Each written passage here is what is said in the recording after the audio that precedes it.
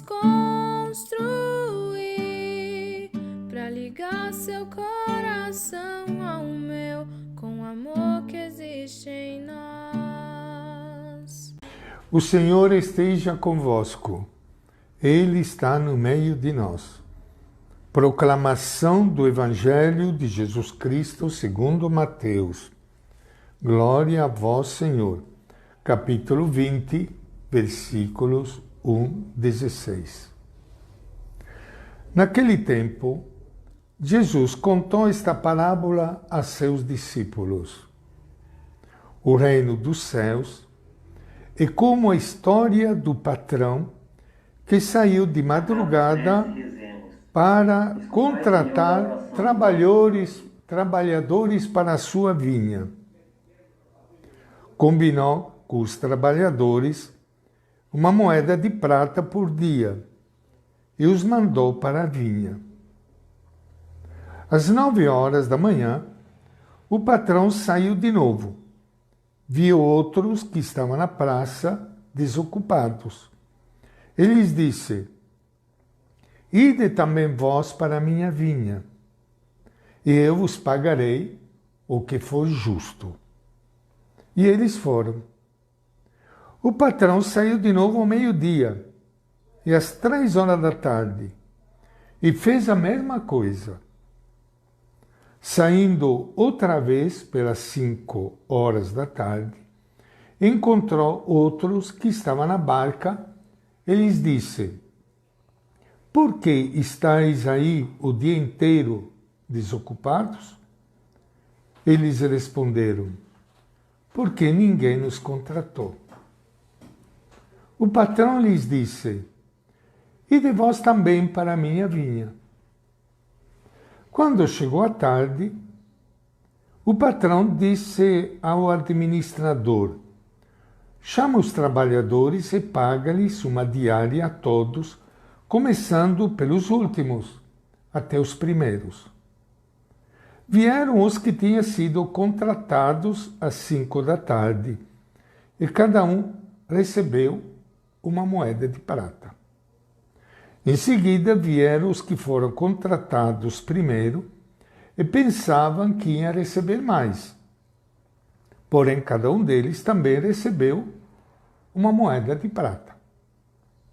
Ao receber o pagamento, começaram a resmungar contra o patrão. Estes últimos trabalharam 1 hora só, e tu os igualaste a nós que suportamos o cansaço e o calor o dia inteiro. Então o patrão disse a um deles: Amigo, eu não fui injusto contigo. Não combinamos uma moeda de prata? Toma o que é teu e volta para casa. Eu quero dar a este que foi contratado por último o mesmo que dei a ti. Por acaso não tenho o direito de fazer o que quero com aquilo que me pertence? Ou estás com inveja porque estou sendo bom? Assim, os últimos serão os primeiros e os primeiros serão os últimos. Palavra da salvação. Glória a vós, Senhor. Como eu disse no início da nossa missa, nós estamos no mês da Bíblia. E hoje nós celebramos o dia da Bíblia. Siamo nel mese della Bibbia. Este mês de setembro, mês da Bíblia, tem o objetivo de conscientizar os católicos de que a Bíblia é nossa também. Não é só dos evangélicos. Concorda comigo? A Bíblia è nostra anche di noi cattolici, non solo degli evangelici. O problema è che os católicos não têm costume de ler a Bíblia. Non so là in Italia se i cattolici hanno l'abitudine di leggere la Bibbia, forse il Vangelo, ma già è abbastanza. È per questo che abbiamo il mese di settembre, per convincere tutti i cattolici a valorizzare sempre di più la Bibbia. Eu sei que não é fácil a leitura da Bíblia. Porque, como eu disse para vocês domingo passado, é a palavra de Deus misturada com a palavra humana. Eu sempre gosto de dizer que não foi Deus que pegou a caneta e escreveu a Bíblia. Foram muitas pessoas. É por isso que nós temos dificuldade de encontrar no livro da Bíblia este tesouro que é a palavra de Deus. O que a gente deve fazer? Primeiro, começar a ler. Começar a ler, começa pelo Novo Testamento. Criar o hábito de ler a Bíblia. E você vai ver que na medida em que você lê, você vai encontrar menos dificuldade. Começa pelo Novo Testamento.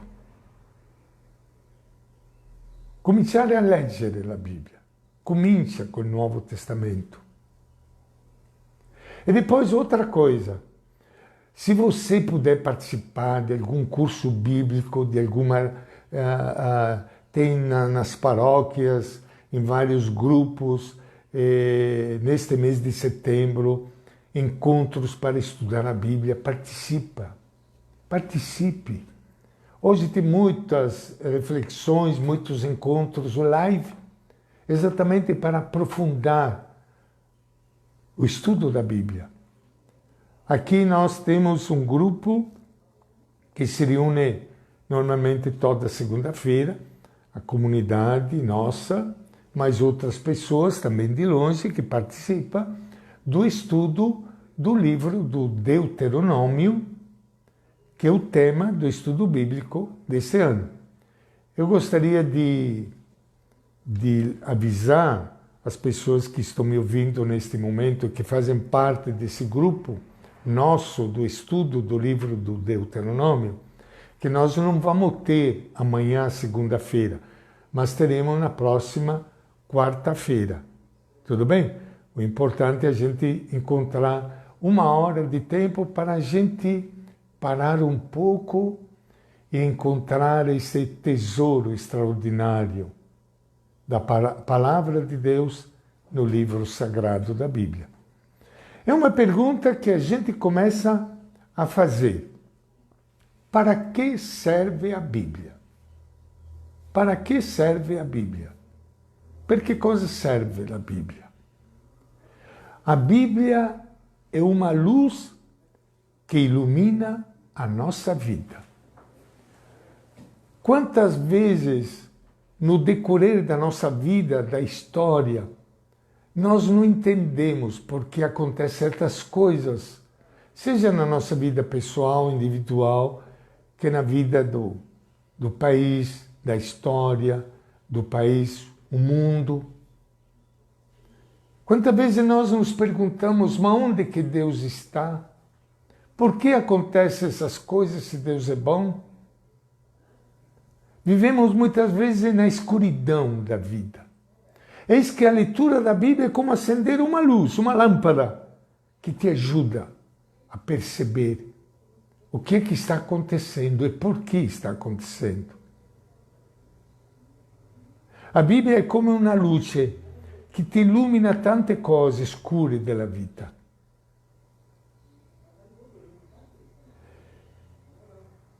E veja o exemplo de hoje.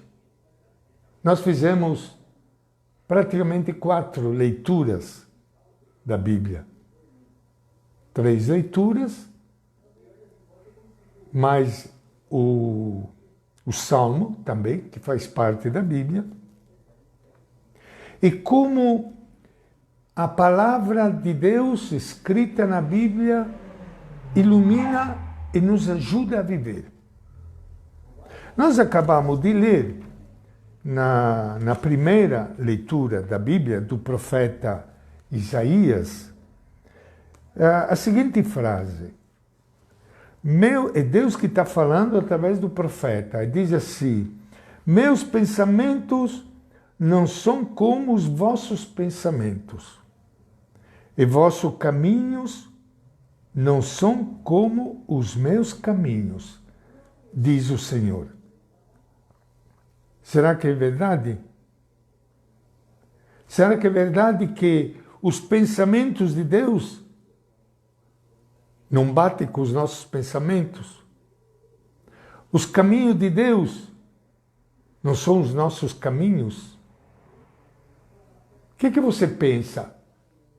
Le strade del Signore sono le nostre strade? Ou não? Seria interessante a gente parar um pouco para pensar, diante dessa palavra que nós encontramos na Bíblia, no livro do profeta Isaías.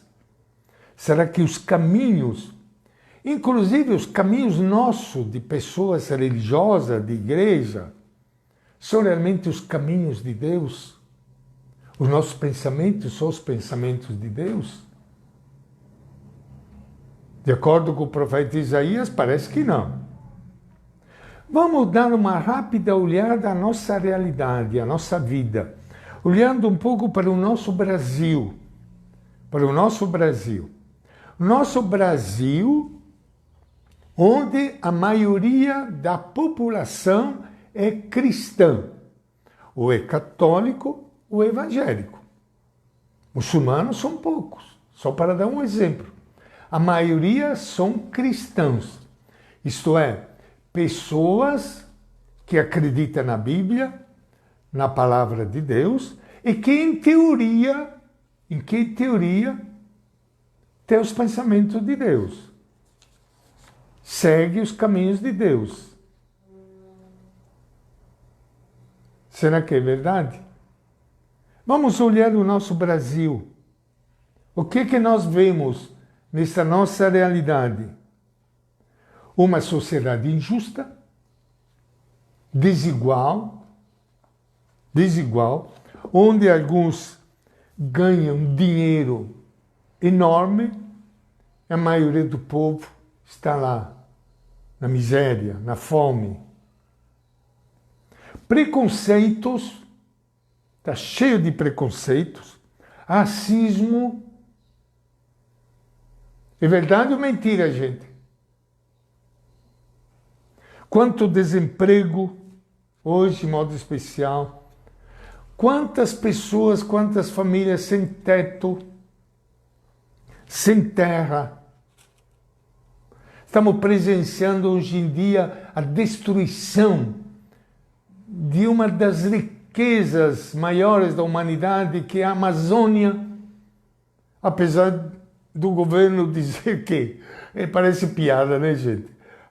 O governo dizer que é a grande proteção, o Brasil, a grande proteção da Amazônia, da natureza, é a destruição da Amazônia, do Pantanal, aquilo que está acontecendo hoje, a destruição dos povos indígenas.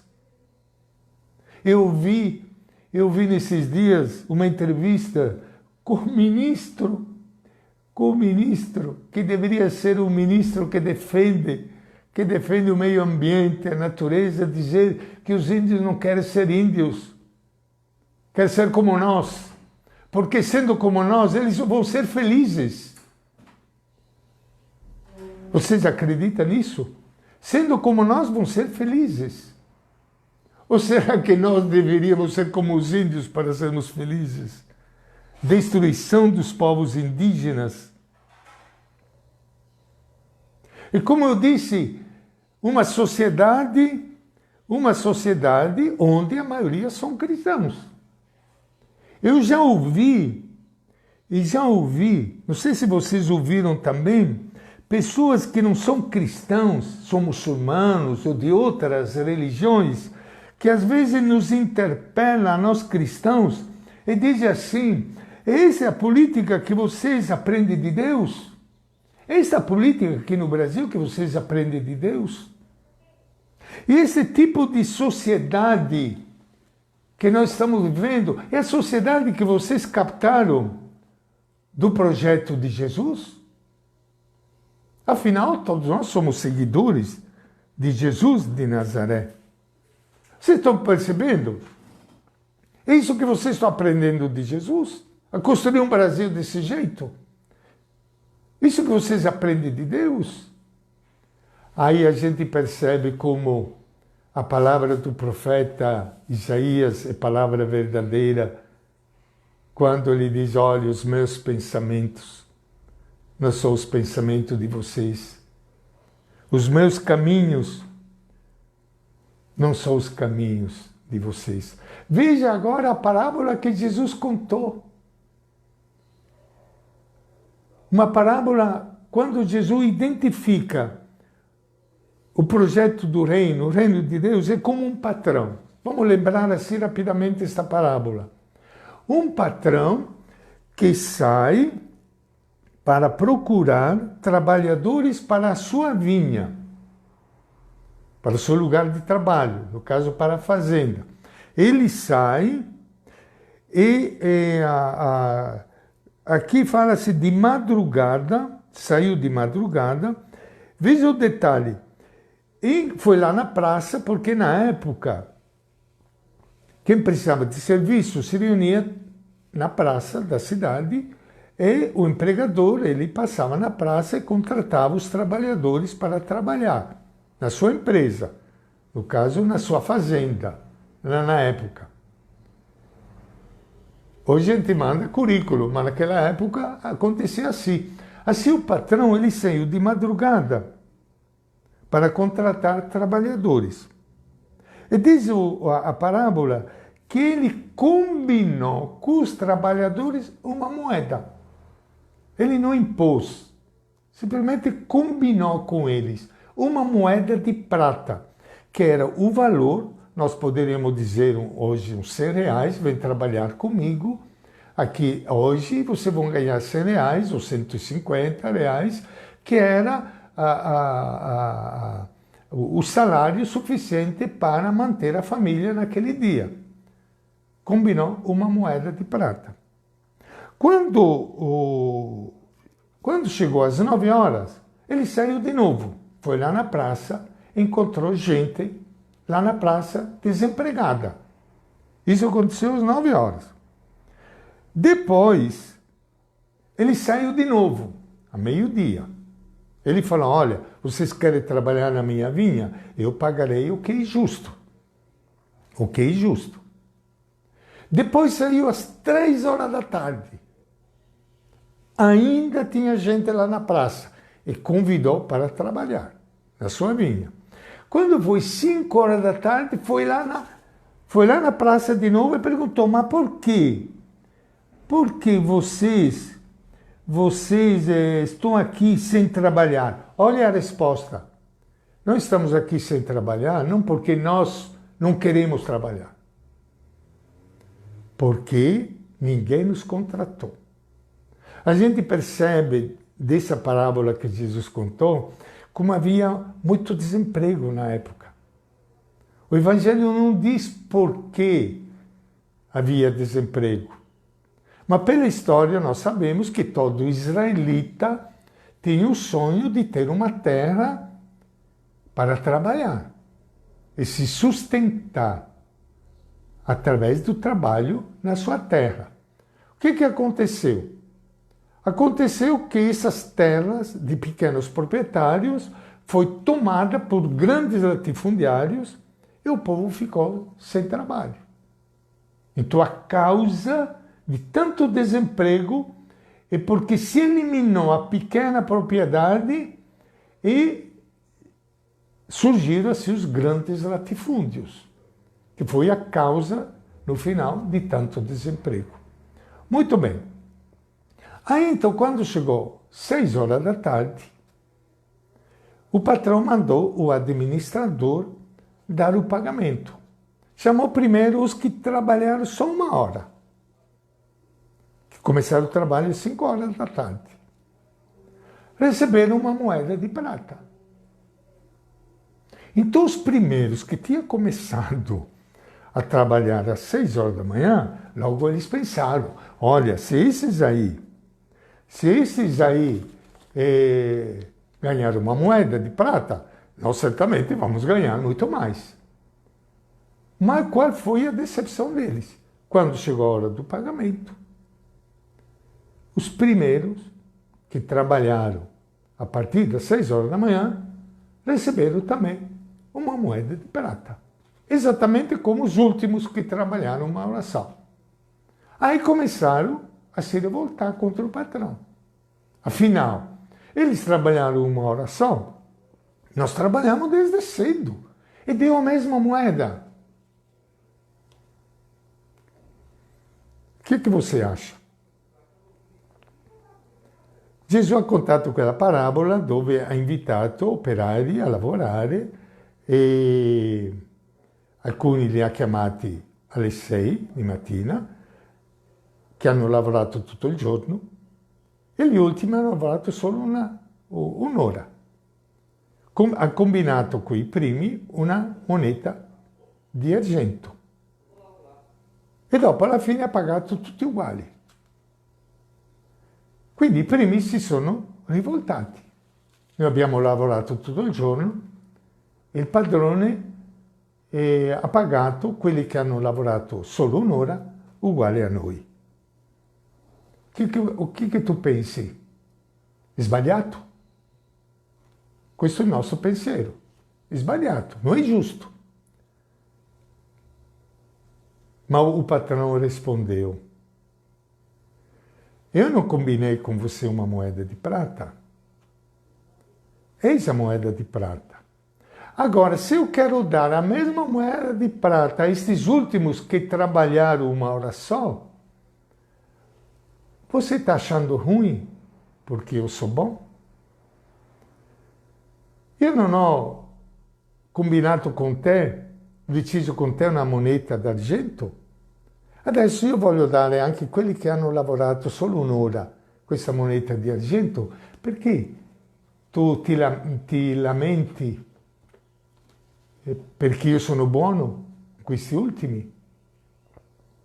Vocês estão percebendo? O pensamento de Deus é diferente do nosso pensamento. Será que Deus é injusto? Acontece que a justiça de Deus é diferente da nossa justiça. A justiça da nossa sociedade é cada um recebe pelo que faz. Cada um recebe pelo que faz. A justiça do reino de Deus é todos têm direito à vida e abundância. O critério é diferente. Nós pagamos pelo que cada um faz. Deus paga porque Ele quer vida para todo mundo. Na prática, eu diria para você o seguinte, esse último que trabalhou uma hora só é um pai de família, que tem filhos, que tem família, que precisa comer, que precisa vestir. Então este pai, que Deus diz assim, eu vou dar a ele pelo que ele precisa. Vocês estão percebendo? A política é diferente. Deus dá pelo seu povo, pelos seus filhos, porque eles precisam. Não é pelos merecimentos. Nós damos de acordo com os merecimentos da pessoa. Deus dá de acordo com as necessidades das pessoas. Vocês imaginam se nós no Brasil tivéssemos uma política semelhante à política de Deus, um governo que segue o caminho de Deus, ele estaria preocupado em garantir a vida para todo mundo. Você ouviu falar de cotas aqui no Brasil? Cotas para negro, cotas para indígenas, para pessoas com deficiência. E tem gente que acha que está errado. Que está errado porque todo mundo tem que merecer.